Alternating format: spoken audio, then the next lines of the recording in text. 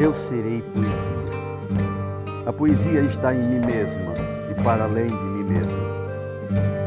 Quando eu não for mais um indivíduo, eu serei poesia. Quando nada mais existir entre mim e todos os seres mais humildes do universo, eu serei poesia. Meu nome não importa. Eu não serei eu serei nós. Serei poesia permanente, poesia sem fronteiras.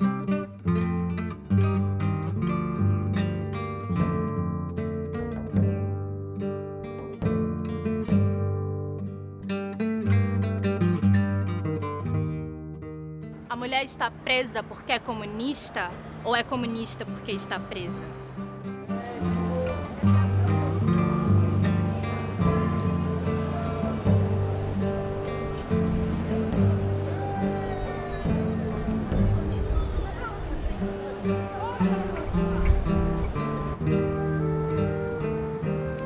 Quem rouba, trabalha, oprime. E quem oprime perde a capacidade de julgar.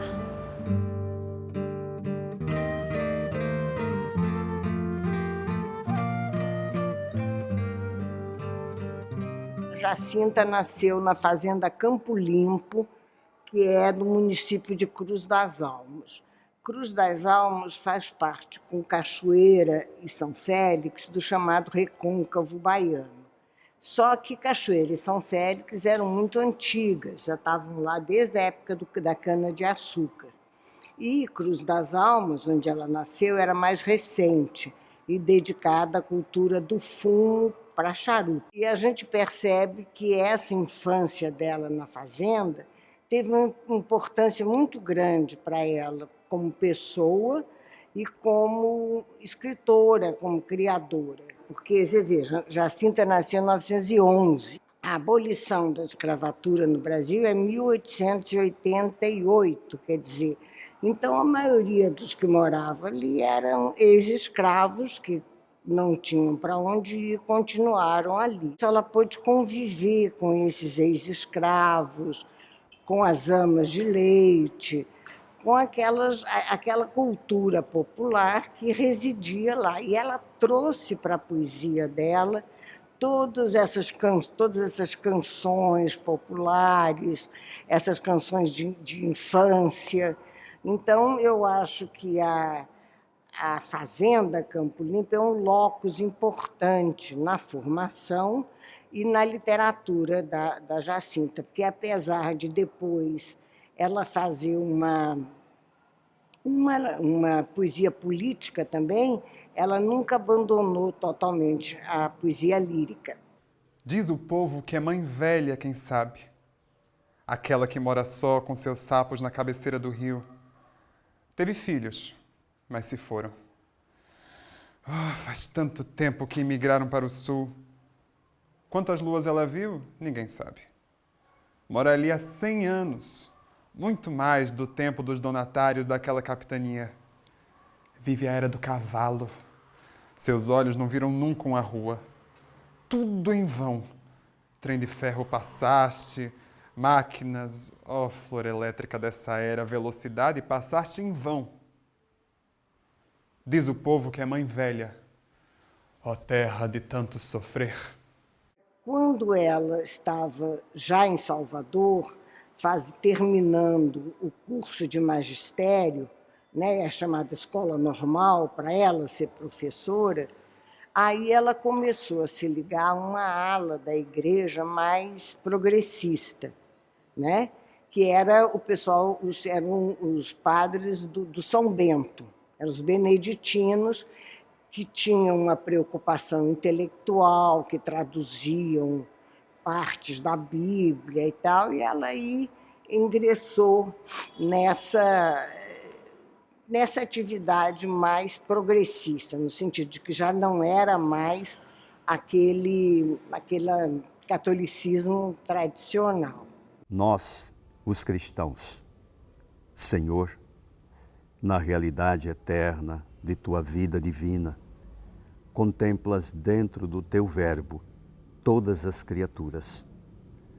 Contemplas os cristãos que não continuam através do tempo a presença do teu verbo encarnado. Não somos a tua imagem, somos apenas uma caricatura. Nós, os cristãos, que aceitamos a injustiça na face da terra.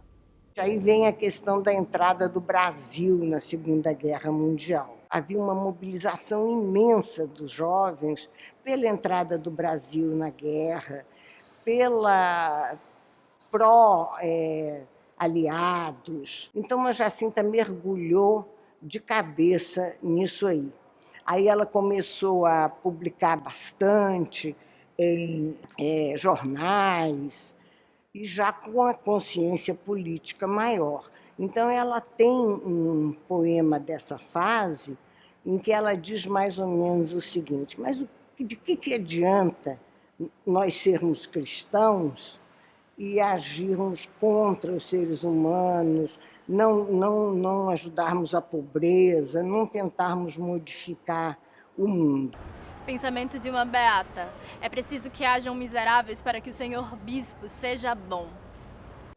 As mulheres no Partido Comunista, elas não tiveram nem a projeção na sua época, que os homens tinham, e muito tempo depois, o que se escreveu sobre as mulheres comunistas está aquém da participação das mulheres. O caso da Jacinta é um caso emblemático, porque ela teve uma projeção nacional como jornalista e, sobretudo, como poeta, mas isso não é proporcional a, por exemplo, ao material escrito pelos comunistas. Não estou falando nem pelos acadêmicos, nas dissertações de mestrado, nas teses de doutorado. Estou falando pelos os militantes comunistas que escreveram a história integral do Partido Comunista ainda não foi escrita, mas o que foi registrado ao longo dos anos, a participação da Jacinta é muito pequena, e quando aparece, ela aparece num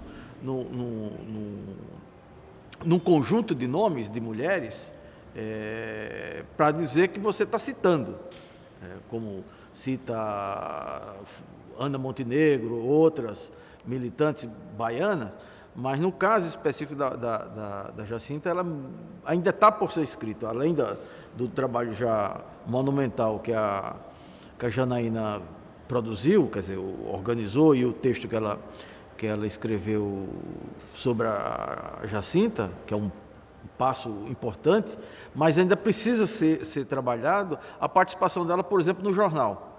Quando você pega o expediente do jornal, essencialmente de homens. As mulheres, invariavelmente, as mulheres tinham participação. Como? Na venda, nos comandos de venda do jornal. Mas na produção do jornal, ou seja, na redação do jornal, ou como correspondente da fábrica, ou do movimento de bairro, etc., as mulheres, elas pouco aparecem. Na Bahia, aqui em Alagoas, em Sergipe, em vários locais do Brasil é assim. Você tem a participação das mulheres, como se tivesse havido ao longo desses anos a invisibilidade das mulheres na militância comunista, né? Os cargos de direção do Partido Comunista, por exemplo, se consta uma mulher lá, uma ou outra mulher, tanto no Comitê Central como nos comitês regionais, nos comitês de base, você tinha participação minoritária das mulheres. Mas na ação concreta, as mulheres, elas não eram maioria, mas elas tinham uma ação muito importante na militância partidária, né? Sobretudo na atividade prática. O imperialismo não acaba com o latifúndio, subordina-o. Na segunda vez que eu tive em Salvador, não foi bom, nem para mim, nem para ela, porque ela estava já bem atacada e ela estava em conflito com a família, foi muito difícil. E ainda voltamos as duas de navio, imagina, lá de Salvador para o Rio. Aí, logo depois disso, a família a internou num sanatório de Salvador, e ela não aceitou isso de jeito nenhum. Então, disse que ela ligava com frequência, lá, me tirem daqui, até que uma vez tiraram, e ela então pegou uma mala e subiu. Aí, primeiro, ela foi para Petrolina, né, que é Pernambuco, mas ali na fronteirinha com a Bahia, como se ela não pudesse se afastar muito da Bahia, né? E agora, sobre esse período, eu não consegui nada, sabe? Quem a conhecesse, nada. Aí, de lá, ela foi para Aracaju, que era também próximo a Salvador, né? E ela, em Aracaju, certo, por falta de recursos, ela não podia alugar um local para ela viver. Então, ela morou, eu cheguei a ver esse barraco onde ela morou, ainda estava lá, era junto da barranca do rio, assim, o que significava que qualquer enchentezinha do rio levava tudo e tal. E ela tinha algumas roupas, tinha uma rede e uma máquina de escrever. Então, ela passava a noite escrevendo e, durante o dia, ela distribuía o que tinha escrito ou em Barra dos Coqueiros ou em Aracaju. Amor e opressão num par coexistem? Não.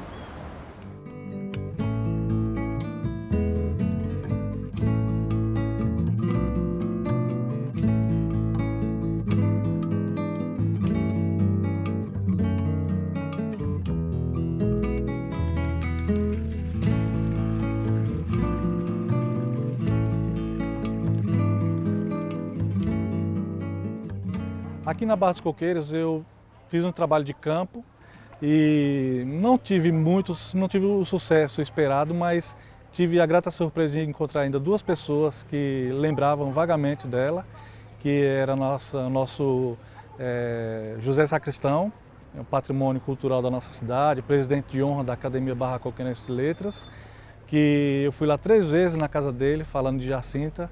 E na terceira vez ele lembrou dela e confirmou algumas características que eu já tinha estudado. E também, conversando na rua com o finado e saudoso Alípio, conversando com ele, me veio a ideia de perguntar se ele conhecia quem era. Ele ficou assim meio sem saber, mas aí quando eu puxei a foto, foi um momento assim mágico, porque imagine você lembrar de uma pessoa que já está adormecida na sua memória 50 anos depois. Quando eu puxei a foto, aquele momento ali mágico, aqueles 3 segundos ali, de ele abriu a boca, olhou para mim e falou, Jacinta. Aí você percebeu que realmente ele teve um convívio, ele conheceu aquela pessoa, entendeu? E junto com outras crianças na época, ele, como eu disse, ele gostava de fazer chacota, porque Jacinta ficava fazendo o seu trabalho de poesia, declamando em voz alta. Eles achavam que ela falava sozinha. Alípio era uma dessas crianças que ficavam lá fazendo chacota com Jacinta Passos. Na década de 60, uma máquina de datilografar era uma coisa inimaginável na cabeça das crianças. Então, assim, acho que eles ficaram surpresos com aquilo ali tudo, para eles era uma coisa surreal. Aqui na cidade a gente teve a preocupação de articular a criação de um logradouro que levasse o nome da Jacinta. E a gente conseguiu aqui na beira do rio Sergipe, você vindo de Aracaju, olhando pela ponte do lado direito, na beira do rio, aquele primeiro trecho ali, aquela rua leva o nome da nossa querida Jacinta Passos.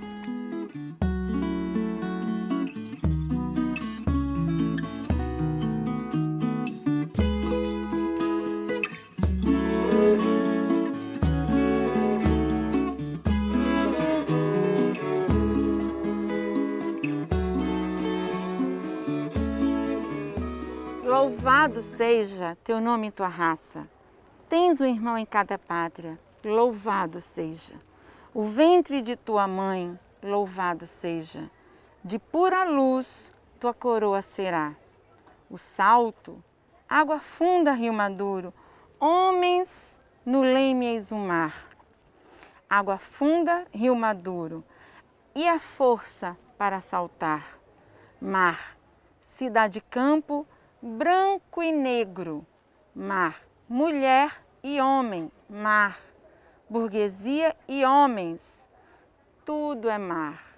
Aqui, o rio deságua e a história principia.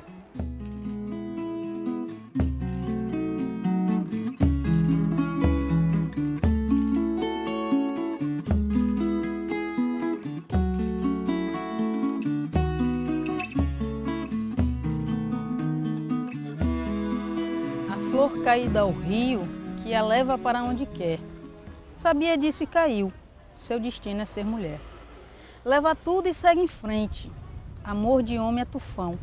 O de mulher é semente que o vento enterrou no chão. Mulher, quando ama, empobrece, porque dá tudo o que tem. Homem recebe, enriquece, vai receber mais além. Eu achei legal Jacinta ter passado por aqui, pela Barra, saber que a Barra teve uma pessoa de representatividade, uma pessoa expressiva como ela. Muito, muito bacana mesmo. Talvez até a gente possa buscar se aprofundar em quem foi realmente Jacinta.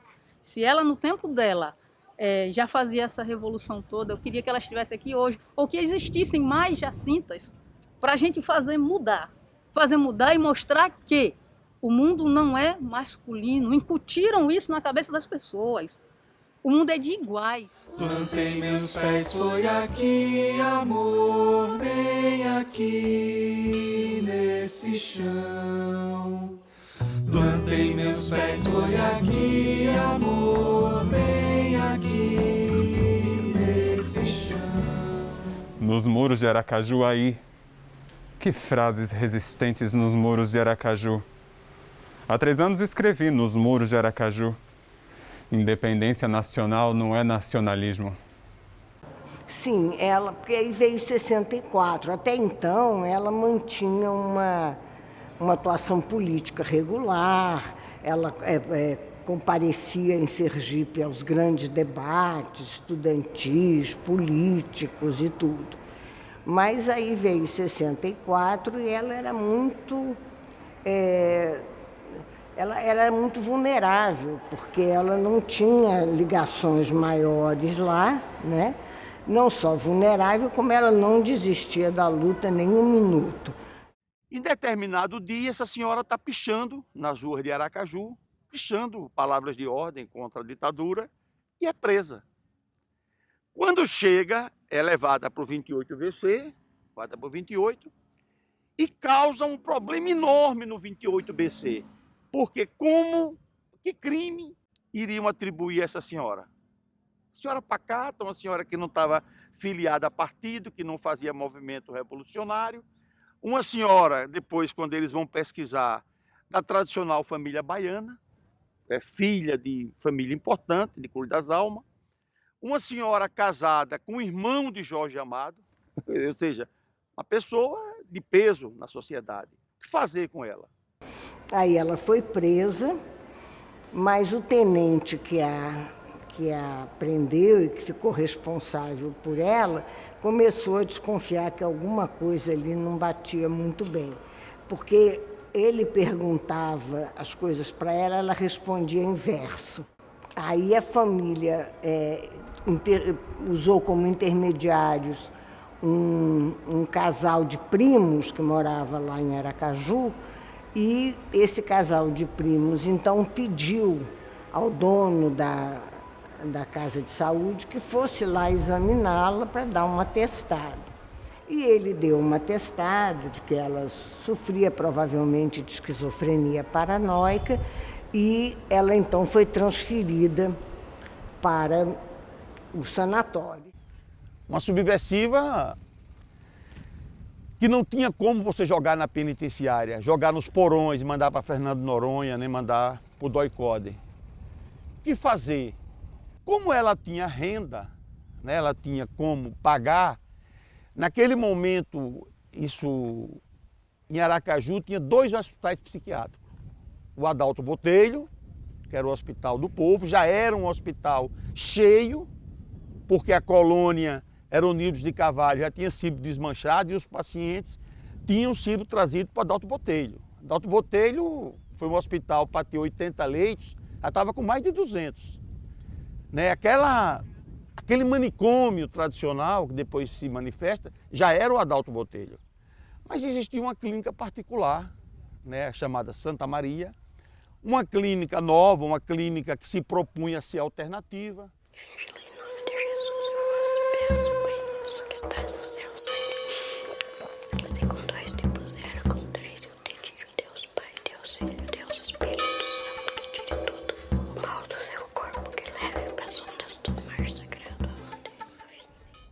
A ficha médica da Clínica Santa Maria sobre Jacinta Passos descreve o seguinte: branca, 50 anos, casada, desquitada, escritora, natural de Cruz das Almas, na Bahia, mãe viva, a mãe dela, sadia, nascida a termo e de gestação e trabalho de partos normais.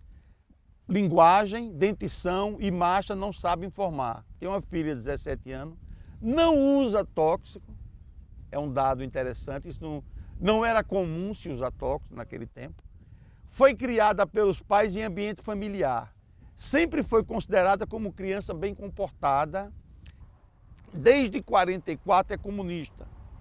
Foi o período que o Partido Comunista cresceu no Brasil, né? Em 1950 foi presa no Rio de Janeiro por causa da literatura política, livro de poesia que publicou, poemas políticos. Por essa prisão e pela perseguição política ficou nervosa. Claro que fica nervosa, né? Ficou angustiada, qualquer um de nós ficaria angustiado, né? E foi internada num estabelecimento cujo nome não se recorda, seguindo para o Sanatório Charcot em São Paulo, onde se submeteu ao último tratamento, entre aspas, em 1955, e obtendo alta como curada. Regressou à Bahia. De 58 a 61 residiu em Petrolina e em julho de 1962 veio para a Barra dos Coqueiros, porque achou Aracaju mais perto de Salvador. Objetivamente, essa paciente não tem, nem teve, nem nunca teve esquizofrenia. Ela não tem história de esquizofrenia. Ela tem história de ansiedade, tem história de depressão, né? Por conta da vida, imagina o que era essa vida na década de 40, 50 no Brasil.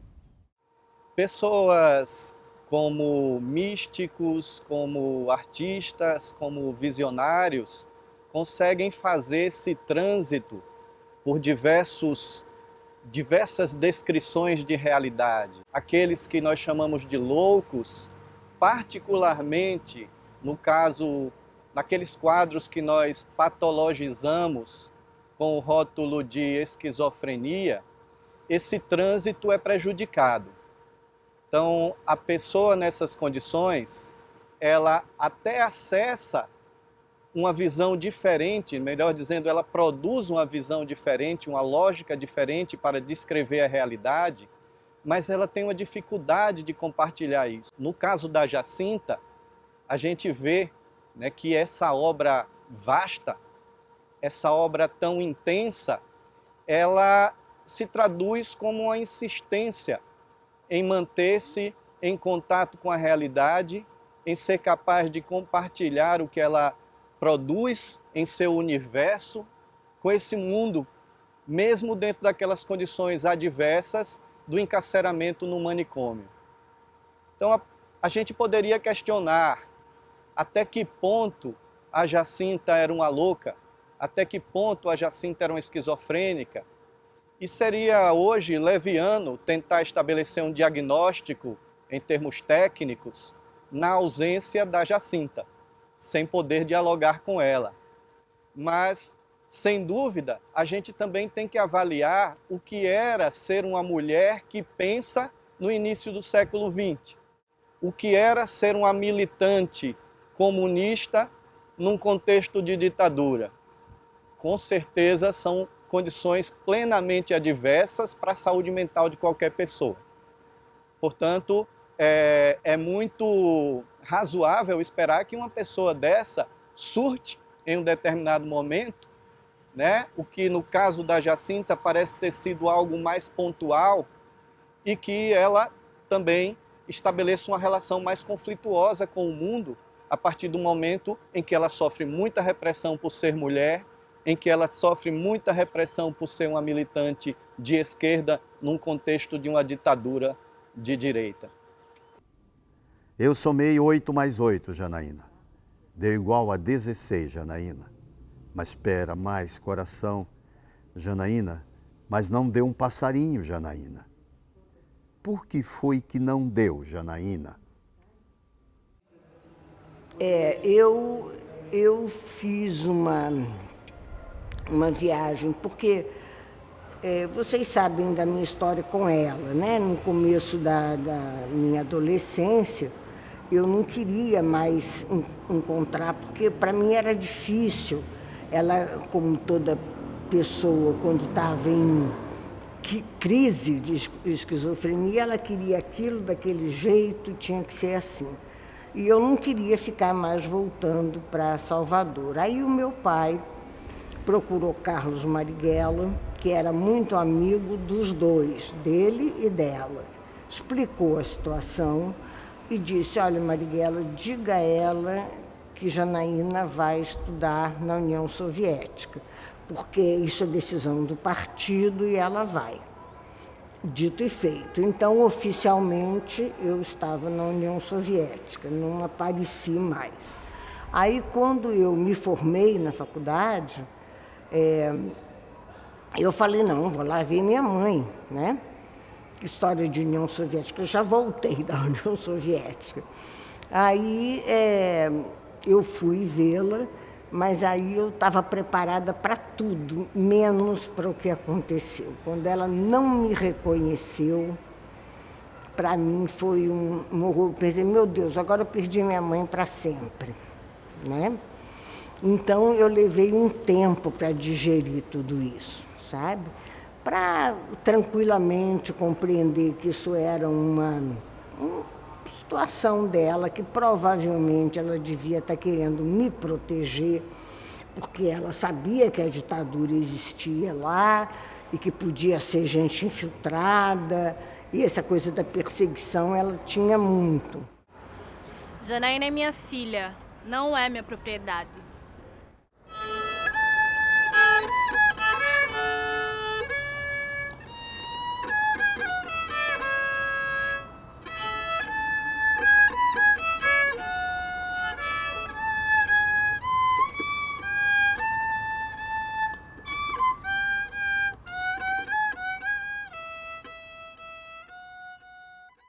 Na década de 70, no começo da década de 70, a Atalaia Nova era frequentada pelos alternativos, né? Quem eram os alternativos? Eram os bichos grilo, a geração rock and roll, e era a esquerda, né? Os velhos comunas que não podiam aparecer publicamente, fazia suas sessões na Atalaia Nova.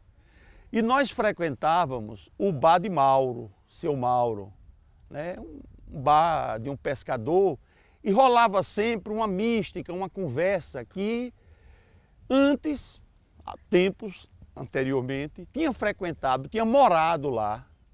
Uma senhora que os pescadores não sabiam identificar, mas que era uma senhora, digamos, diferente, estranha, muito educada. Uma senhora de um comportamento exemplar. E esta senhora, quando vinha para Aracaju, ela passava na Tototó, como todo mundo, e chamava atenção. Só que ela nunca se manifestou, ela nunca disse quem era, ela nunca foi identificada. Teve uma sessão no Cine Rio Branco, que eu acho que o Hélio Mangueira estava presente, onde passou um filme, aqueles filmes de arte que passava, com muito estudante, muita gente alternativa, e ela, no final do filme, usou a palavra para comentar o filme. É a única lembrança da presença dela neste agrupamento que eu estou dizendo. Bom, eu tenho belas recordações daquela senhora esguia, com todo um aspecto que evidenciava um grau de cultura superior, mas ao mesmo tempo, pela simplicidade de suas vestes, não foi bem acolhida quando, ao final de um filme no Cinema Rio Branco, um filme que era sobre a Segunda Guerra Mundial, eu vi aquela senhora, ao final deste filme, que nas minhas recordações era sobre uma guerra em que os soldados russos tinham participado. Eu coloquei naquele então que ela se adiantou ao terminar o filme, pediu para que todos aguardassem, que ela gostaria de dialogar sobre o filme. Eu vi aquele povo se levantando e saindo. Aquela senhora, aquelas moças. Eu era líder dos estudantes do Ateneu, era presidente do Grêmio Cultural Clodomir Silva, do Colégio Ateneu Sergipense, que a gente sempre chamou Ateneu, mas naquele então estava sendo chamado Colégio Estadual de Sergipe. Então eu me senti na obrigação de conclamar meus colegas a ficarem ali para ouvi-la, pela simplicidade, mas pela altivez dela, pela elegância dela de querer discutir, vamos aqui, jovem.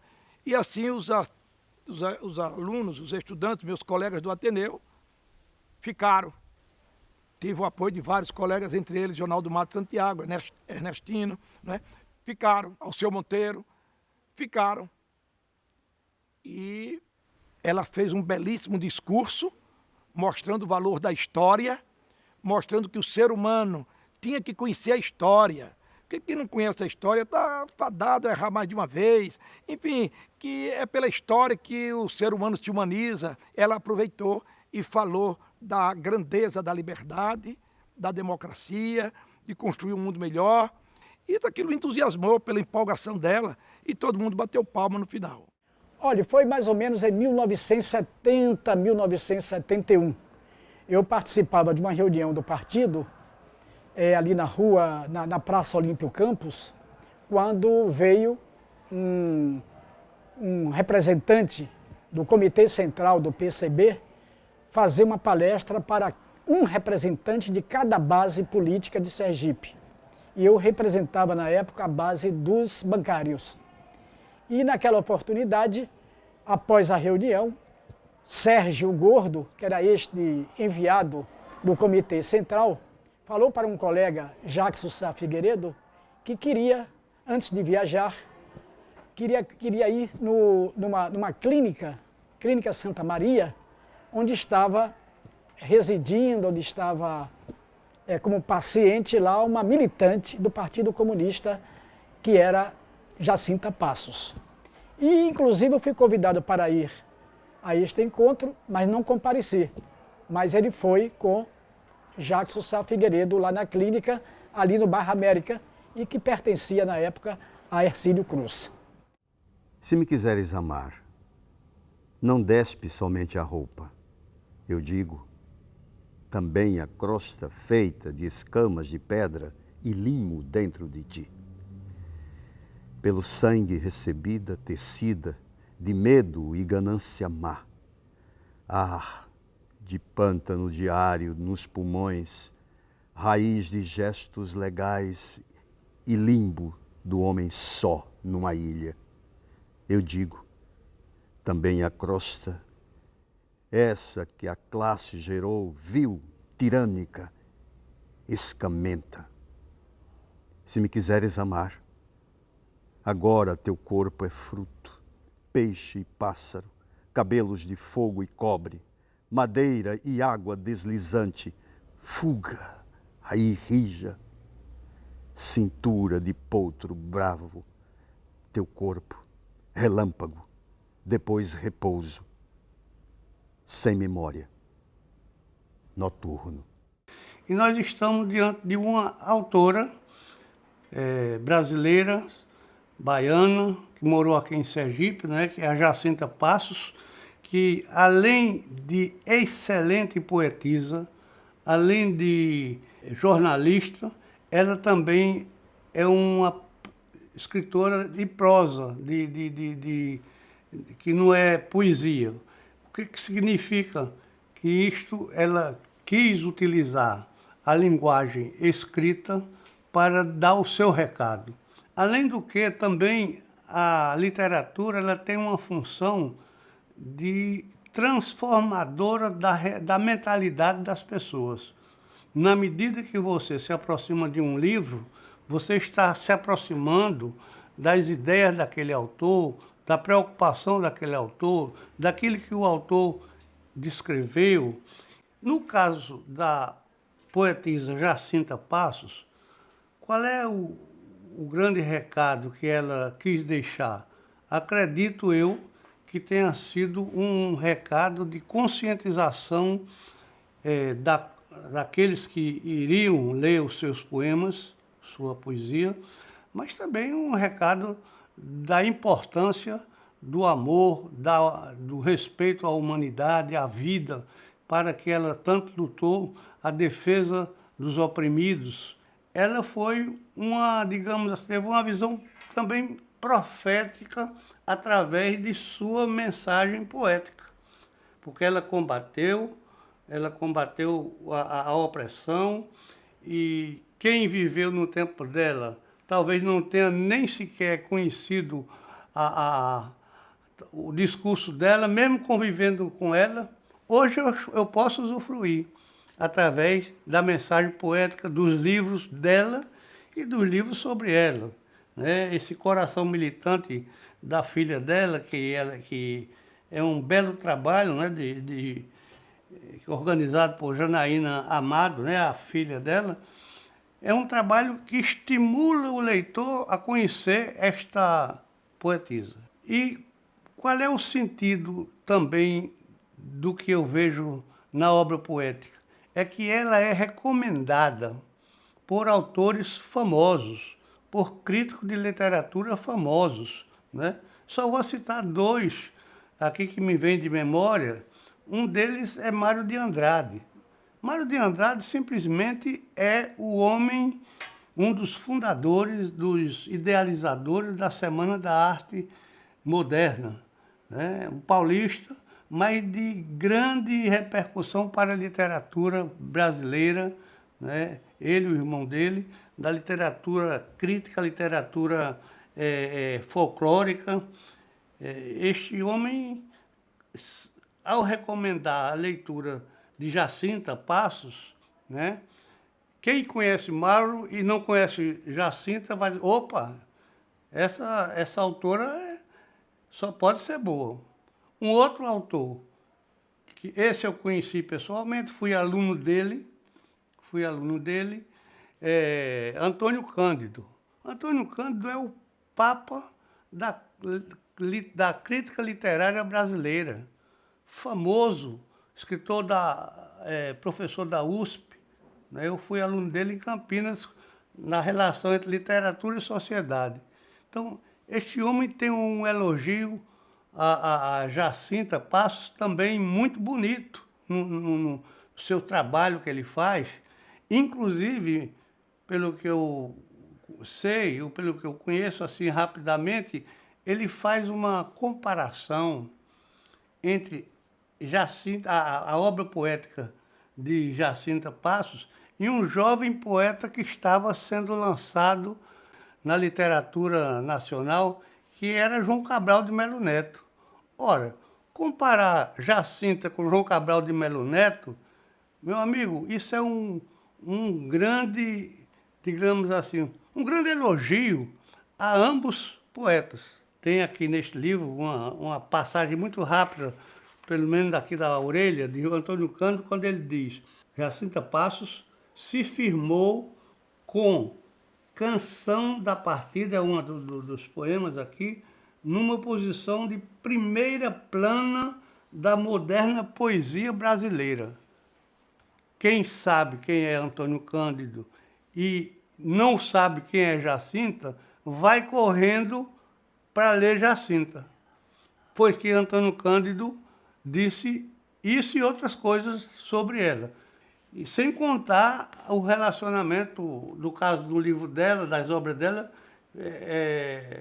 ilustrado, né, por Lázaro Segall, que é também renomado internacionalmente, né, e Jacinta teve, então, esta opinião positiva de alguns grandes da literatura brasileira, da sociologia, né, Roger Bastide e outros, Paulo Dantas. Tudo isso evoca a lembrança de que devemos cultivar e ler esta autora. Uma poetisa que teve na poesia um instrumento de transformação. Tentou, evidentemente, não é, nesse mundo tão injusto que é, mas ela conseguiu, pelo menos, deixar escrito aí para toda uma geração o seu pensamento em prol das camadas mais pobres, em prol daquilo que nós afirmamos categoricamente que é a justiça social. Ela foi isso. Ela foi uma poetisa que trouxe para a poesia o lirismo de um grito mostrando que a vida não é isso que está aí. A vida tem que ser mais solidária e a sociedade tem que ser mais justa, mais unida. Tanto que ela foi elogiada pelos maiores críticos literários da sua época, da década de 40, começo da década de 50. Né? Até Roger Bastide fez alusões elogiosas aos seus poemas. Ela tem um poema que ela presta uma homenagem a Luiz Carlos Prestes e é um canto poético que ela escreve, né, sobre aquela jornada de Prestes na década de 20, pelo Brasil inteiro, rodando milhares de quilômetros, né, pregando a justiça social, pregando o mundo melhor. E ela faz um poema, tem um poema dela que são 15 cantos. É um poema épico. Ó céus e terras, tremei que a coluna já partiu neste ano de 24. Todo o Brasil sacudiu. Será coluna de fogo que o viajante já viu. Coluna de vento e areia dos desertos desafio? Ó céus e terras, tremei que a coluna já partiu. Cavaleiro que passa a galope, tão veloz um cavalo alazão. O seu nome é Luiz Carlos Prestes, comandante sem par, capitão. Capitão de 800 soldados, que mais logo serão mais de 1000. Comandante da marcha e batalhas, o seu nome guardai, ó Brasil. Bravo jovem de 26 anos, tão veloz um cavalo alazão. O seu nome é Luiz Carlos Prestes, comandante sem par, capitão. Então é um nome que tem que ser resgatado urgentemente da nossa literatura, para que ela fique ao lado das grandes literatas brasileiras.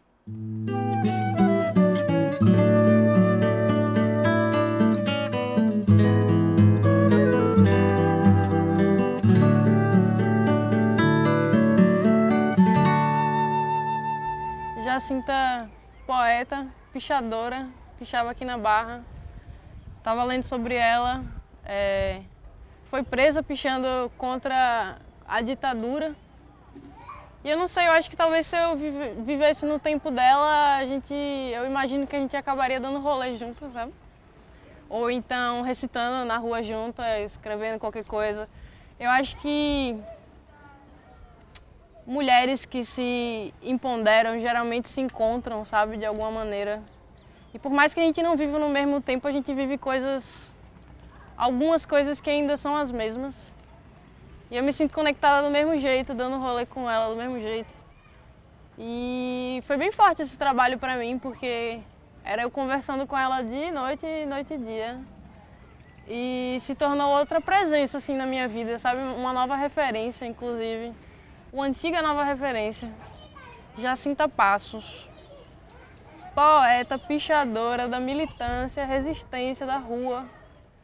Ela é muita coisa que eu não sou ainda, mas que eu gostaria de ser. E ela é muita coisa que eu sou agora e fui desde sempre, sabe? Não sei, eu acho que essa mulher não é qualquer pessoa, não. Ela rompeu, né? Ela rompeu com as ideias que se tinha na época sobre o que era ser mulher, né? Ela estava ali dentro de uma construção de muito privilégio, sabe? Sendo uma mulher branca e de classe média na Bahia, mas ela foi além, ela não ficou nessa zona de conforto, ela conseguiu pensar para além dessa condição, pensar de uma forma coletiva. É muito do que falta, né, hoje, assim, quando a gente vai pensar em política, em condição social e tudo mais. Quando eu descobri a obra de Jacinta Passos, o primeiro sentimento que me veio, sem sombra de dúvidas, foi o lance da tristeza, né? Da tristeza com a dificuldade que se tem de acessar obras como a dela, né? De como a gente só conhece as nossas histórias, a gente só tem referências literárias, tanto daqui de Sergipe, quanto referências próximas, mesmo de estados próximos, de pessoas que estão dentro dessa ideia hegemônica, de pessoas que se movimentam dentro de uma perspectiva do conservadorismo, dentro de uma perspectiva excludente, individualista, e não com essa visão coletiva, né? Com essa visão que engloba os pobres, os pretos, engloba as mulheres, os grupos, né, minoritários dentro da nossa sociedade. Então, pensar em Jacinta Passos é, sem sombra de dúvidas, pensar em liberdade. Quem é mais doente? Quem é doente de fato?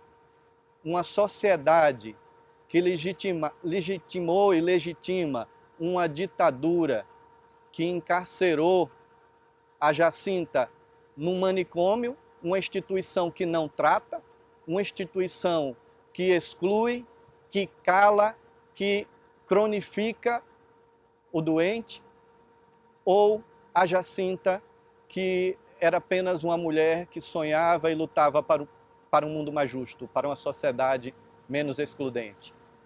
Ela então foi transferida para o sanatório e ficou lá, morando lá. Foi uma fase extremamente produtiva da vida dela.